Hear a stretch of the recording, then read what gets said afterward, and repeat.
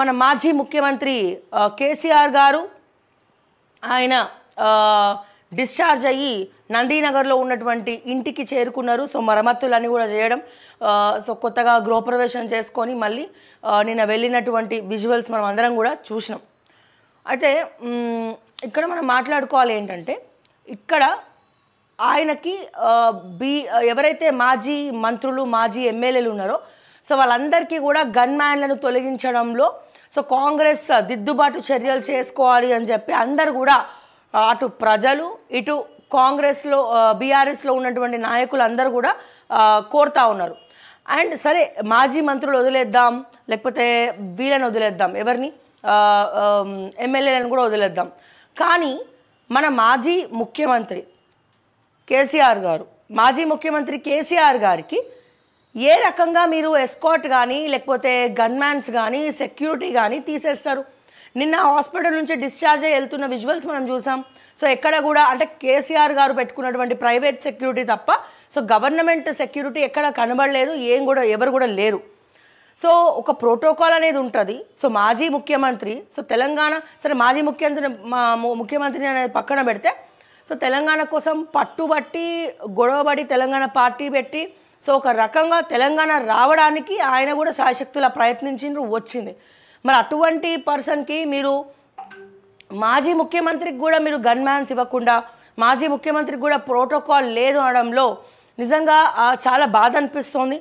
So Congress ప్రభుత్వం అయితే ఈ విషయంలో రాంగ్ డెసిషన్ తీసుకున్నారని చెప్పి అనిపిస్తూ ఉంది.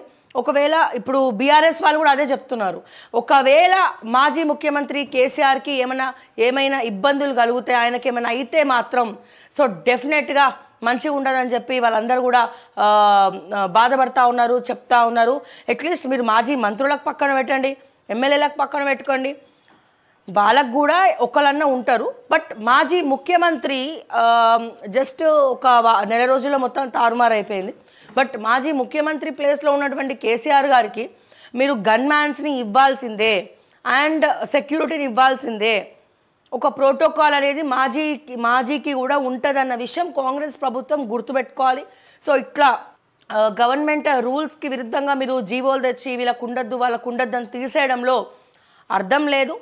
సో ఖచ్చితంగా కొన్ని ప్రోటోకాల్స్ ఉంటాయి, కొన్ని హక్కులు ఉంటాయి. సో వాళ్ళకు కూడా అవన్నీ కూడా మీరు సవరణలు చేసుకోవాలి. ఎందుకంటే మీరు చెప్తే కూడా వింటారు. మీరు నాకేంది నువ్వు చెప్పేది అనే ప్రభుత్వం కాంగ్రెస్ ప్రభుత్వం కాదు. ఎవరైనా ఏదైనా చెప్తే ఆ సజెషన్స్ కింద తీసుకుంటారని మేము భావిస్తూ, సో దయచేసి మాజీ ముఖ్యమంత్రి కేసీఆర్ గారికి అట్లీస్ట్ ఆయనకైనా మీరు మాజీ ముఖ్యమంత్రి కేసీఆర్ గారికైనా మరి ఒక ఎస్కాట్ కానీ లేకపోతే గవర్నమెంట్ ప్రోటోకాల్ ప్రకారం ఏవేవైతే చేయాలో అవన్నీ కూడా ఇవ్వాలి అని చెప్పి నేను ఓకే టీవీ తరఫున నేను కోరుకుంటా ఉన్నాను, తెలంగాణ రాష్ట్ర ప్రజలందరి తరఫున. అండ్ ఈ విషయం ఇలా ఉంటే సో ఖచ్చితంగా ఇవ్వాల్సిందే, ఎందుకంటే అది వేరే రకంగా వెళ్ళిపోతుంది. సో ఇప్పటికే చాలా రకాలుగా ఏదో ఆయన ఫొటోస్ కావచ్చు, వీడియోస్ కావచ్చు అన్నీ విడుదల చేస్తూ ఉన్నారు. సో జనాలకి, ఎందుకంటే కాంగ్రెస్ పార్టీకి బీఆర్ఎస్ పార్టీకి 2% మాత్రమే తేడా ఉంది. సో ఆ 2% ఓటమితోనే ఇక్కడ ఉంది. అంటే ఎక్కడెక్కడైతే బీఆర్ఎస్ పార్టీ బలంగా, ఎక్కడెక్కడైతే బీఆర్ఎస్ పార్టీలో కొత్త వాళ్ళని టికెట్స్ ఇచ్చి ఎంకరేజ్ చేశారో, కొత్త వాళ్ళకి టికెట్స్ ఇచ్చారో వాళ్ళందరూ కూడా గెలిచారు, పాత వాళ్ళు ఓడిపోయారు. అండ్ అలాగే 2% తేడాతోటి ఓడిపోయారు. ఎక్కడ కాంగ్రెస్కి బీఆర్ఎస్కి తేడా చెప్తున్నాను నేను, ఓట్ పర్సంటేజ్. సో అంటే కొద్దో గొప్ప బీఆర్ఎస్ పార్టీ కూడా ఇక్కడ తెలంగాణలో బలంగా ఉంది. సో బలంగా ఉంది కాబట్టి సో దయచేసి మీరు ఒకటి మాత్రం చెప్తున్నా, దయచేసి అనవసరంగా ఈ లేనిపోని రాద్ధాంతాలకి పోకుండా మరి ఇది మాజీ ముఖ్యమంత్రికి గన్మ్యాన్లను తీసేయడం అనేది కూడా మేము అందరం కూడా ఖండిస్తూ ఉన్నాం. సో దయచేసి కొన్ని సవరణలు చేసుకోవాలి అని చెప్పి కూడా ఎస్ బడ్జెట్ పరంగా మీరు చూసుకున్నా, లేకపోతే జీతాలు ఎందుకు వాళ్ళకెందుకు వీళ్ళకెందుకు అని మీరు అంటుండొచ్చు. కానీ నిన్నటి నుంచి ఒక 2 రోజుల నుంచి మీ తమ్ముడు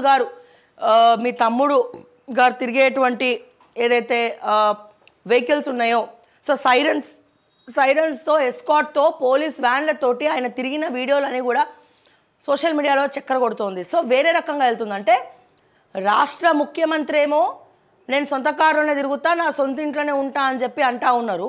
బట్ రాష్ట్ర ముఖ్యమంత్రి తమ్ముడేమో ఇట్లా ఎస్కాట్లు వేసుకొని తిరుగుతున్నాడు.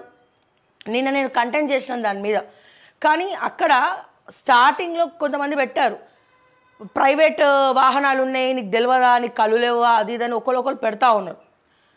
బట్ నేను అదే ప్రశ్న అడుగుతున్నా, మీకు కళ్ళు లేవా? ప్రైవేట్ వాహనాలు ఉన్నాయి, వెనకాల వాళ్ళ అనుచరులు ఎవరైతే ఉన్నారో వాళ్ళు ఉన్నారు, బట్ దాని వెనకాల ఎస్కాట్ ఉంది, పోలీస్ వ్యాన్స్ ఉన్నాయి, సో సైరన్స్ ఉన్నాయి, కుయ్యి కుయ్యి అని మోగుతూ ఉన్నది. వినండి ఆ వీడియోలో ఒకసారి క్లియర్గా.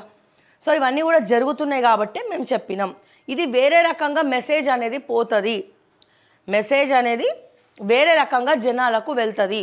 సో రేవంత్ రెడ్డి గారే, మన ముఖ్యమంత్రి అయినటువంటి రేవంత్ రెడ్డి గారే, నాకు సొంత ఇల్లే ఉంది, నేను ఎక్కడ ఉండను, నాకు సొంత కారు ఉంది, నా సొంత కారులో తిరుగుతా.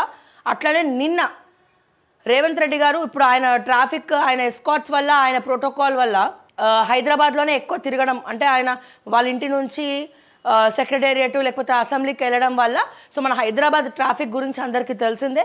సో విపరీతమైనటువంటి ట్రాఫిక్ ఉంటుంది. మాటి మాటికి వెళ్ళడం వల్ల అంటే గత ముఖ్యమంత్రి ఎక్కువ వెళ్ళలేదు కాబట్టి ఈ ట్రాఫిక్ ఆంక్షలు తెలియలే. బట్ ఇప్పుడు ఈ ముఖ్యమంత్రి వెళ్తున్నారు కాబట్టి, రోజు వెళ్తున్నాడు కాబట్టి, రోజు ఆ ఏరియాస్లో విపరీతమైనటువంటి ట్రాఫిక్ జామ్ అవుతుంది. ఆఫీస్లోకి వెళ్ళే వాళ్ళకు కూడా చాలా ఇబ్బందికరంగా మారింది. సో దీంతో రేవంత్ రెడ్డి గారు నిన్న తీసుకున్నటువంటి డెసిషన్ ఏదైతే ఉందో, సో నా కాన్వాయ్ గురించి మీరు ట్రాఫిక్ ఆంక్షలు పెట్టకండి, నా కాన్వాయ్ గురించి మీరు ఎవరిని కూడా ఆపకండి అని చెప్పి రేవంత్ రెడ్డి గారు చెప్పినటువంటి అంశం నిజంగా హర్షసనీయం. అంటే మేమందరం కూడా చాలా ఆనందంగా ఉన్నాం. ఆయన తీసుకున్నటువంటి డెసిషన్ చాలా మంచి డెసిషన్. కానీ మరో 5 ఏళ్ళు కూడా ఆయన మొత్తం ఇలాగే ఉంటారా అనేది ఇక ఎవరికైనా ఉంటుంది. ఎందుకంటే కొన్ని పాలనలు మనం చూసిన తర్వాత కొద్దిగా ఒక క్వశ్చన్ మార్క్, ఒక డౌట్ అనేది ఎవరికైనా ఉంటుంది. బట్ నిన్న ఆయన తీసుకున్నటువంటి డెసిషన్ ఏదైతే ఉందో, సో నా వల్ల ట్రాఫిక్ ఇబ్బంది అవ్వద్దు, సో నా కాన్వాయ్ని కూడా, నా కాన్వాయ్ వస్తుందని చెప్పి ఎవరిని ఆపడం కానీ ఇటువంటి ఆంక్షలు మాత్రం పెట్టద్దు, నేను అందరితో పాటు నేను కూడా వెళ్తా అని చెప్పి రేవంత్ రెడ్డి గారు చెప్పడం అనేది నిజంగా నెటిజన్స్ కూడా చాలా హ్యాపీగా ఉన్నారు. చాలామంది ముఖ్యంగా హైదరాబాదీస్ కూడా చాలా ప్రశంసలు పొందుతున్నారు రేవంత్ రెడ్డి గారు. అయితే ఇక్కడ మరి ఈ రేవంత్ రెడ్డి గారే ట్రాఫిక్ ఆంక్షలు వద్దంటున్నారు, సొంత కారులోనే తిరుగుతా అంటున్నారు, సొంత ఇంట్లోనే ఉంటా అంటున్నారు. మరి ముఖ్యమంత్రి అయినటువంటి రేవంత్ రెడ్డి గారే ఇవన్నీ అంటూ ఉంటే, మరి వాళ్ళ తమ్ముడు ఇవన్నీ తిరుగుతూ ఉంటే ఎందుకు ఎంకరేజ్ చేస్తున్నారు అని చెప్పి అందరూ కూడా క్వశ్చన్ చేస్తూ ఉన్నారు. సో జనరల్గా ఒక్క ఛాన్స్ దొరికితే చాలు, ప్రతిపక్ష నాయకులు కావచ్చు, వీళ్ళందరూ కావచ్చు, అందరు కాచుకొని చూస్తూ ఉంటారు ఎక్కడ ఏం దొరికినా. అటువంటిది మీ తమ్ముడు వీడియో వాళ్ళకి మంచిగా దొరికింది. అండ్ దాని తర్వాత మీరు అదే టైంకి మీరు ప్రోటోకాల్ తీసేయడము, మాజీలకు గన్మ్యాన్లు వద్దని చెప్పడము, సో ఇవన్నీ కూడా ఒక రకమైనటువంటి వాతావరణంని క్రియేట్ చేస్తోంది. సో మళ్ళా సెంటిమెంట్ అనే దాన్ని రగులుస్తూ ఉంది. ఏదేమైనప్పటికీ కూడా మాజీ ముఖ్యమంత్రికి కూడా మీరు తీయడం అనేది మేము ఎవరం కూడా ఒప్పుకోము, దాన్ని కళాఖండిగా ఖండిస్తున్నాం.